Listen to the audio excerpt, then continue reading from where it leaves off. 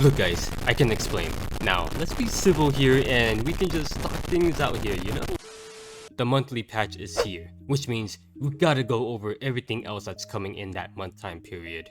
Also, thank you guys so much for all the support you guys have been giving me recently on the channel. It really does mean a lot to me that you guys still care, even after me not uploading anything for 2 weeks. I really do appreciate it. We've got 2 new characters coming, of course, Rostam and Ashemere.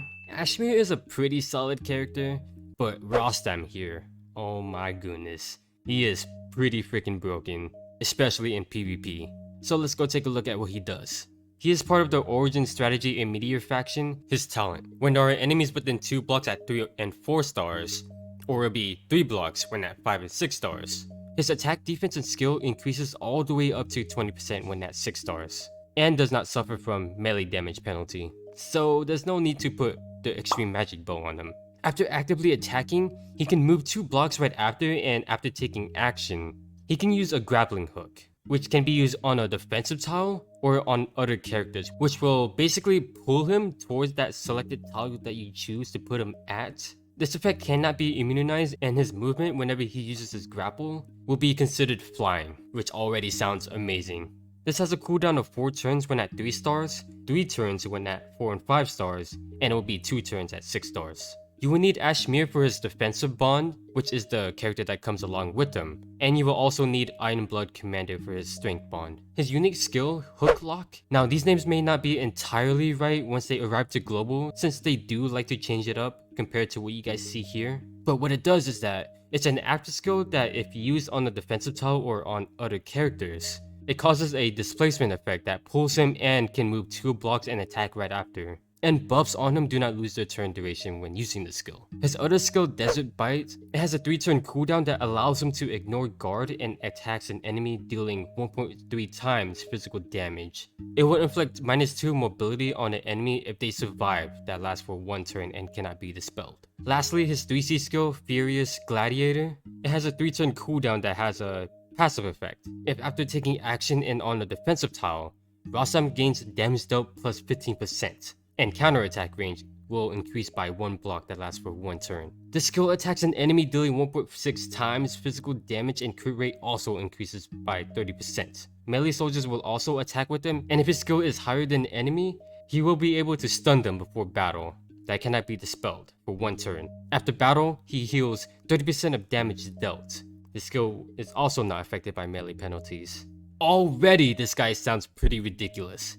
Now, if you really enjoy PvP, then this guy is really busted. So I don't think I really need to say any more, because just going through his talent and skill set alone is enough to explain how insane he is. But I'll say this, you want this guy to be at 6 stars if you really want to make the best out of him. 5 stars can be good enough for one part of his talent, but 6 stars is where it's at, because you can use his grappling hook more consistently. He does carry really good soldiers with him, such as Faceless and Santy mercenaries, and those will most likely be his best soldiers to use.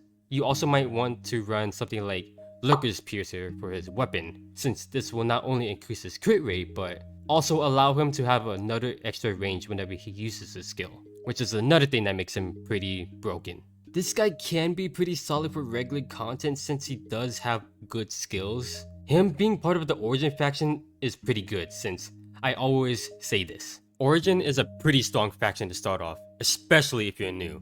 Ashumere is the other character right alongside Rostam. She's part of the Origin Princess and Mythical faction. Her talent, after taking action, she can choose 1 ally to be her dance partner, and gains a command effect, whereas her and the dance partner have their stats increased all the way up to 15% when she's at 6 stars.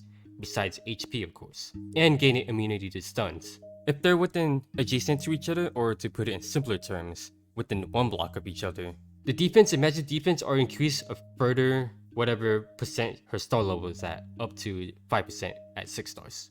And when forced into battle, her physical damage taken is reduced by 15%, but if they're diagonal to each other, then their attack and int increases the same way as before. However, if within 3 blocks away but not in a straight line, after they deal damage, they can move 2 blocks afterwards that lasts for 2 turns. You can only have one dance partner at a time that has a 3-turn cooldown before you can use this again. This effect cannot be dispelled or immunized and will not stack with other commands of the same kind. She will need Brenda for her toughness bond and Florentia for her strength bond. Now onto her skills.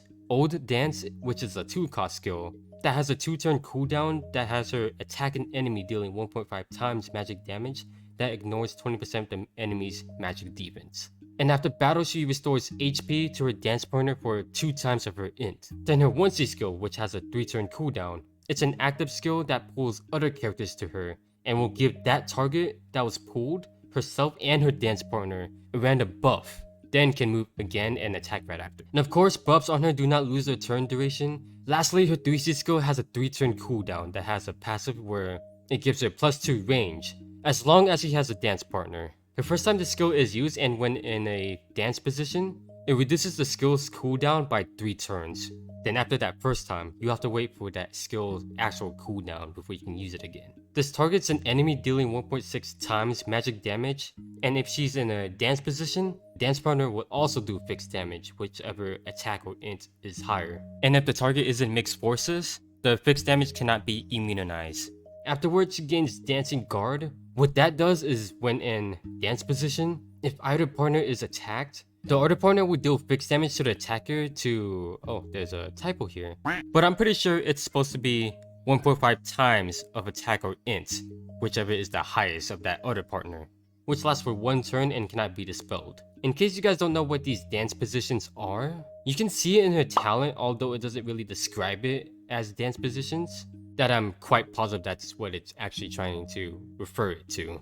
Obviously, her main gimmick is having her revolve around this dance partner mechanic, and by unlocking her 3C, she gets that extra +2 range, and with Scepter equipped, she's gonna be a bit more deadlier. Other than that, she's purely a damage dealer with support to increase another ally stats.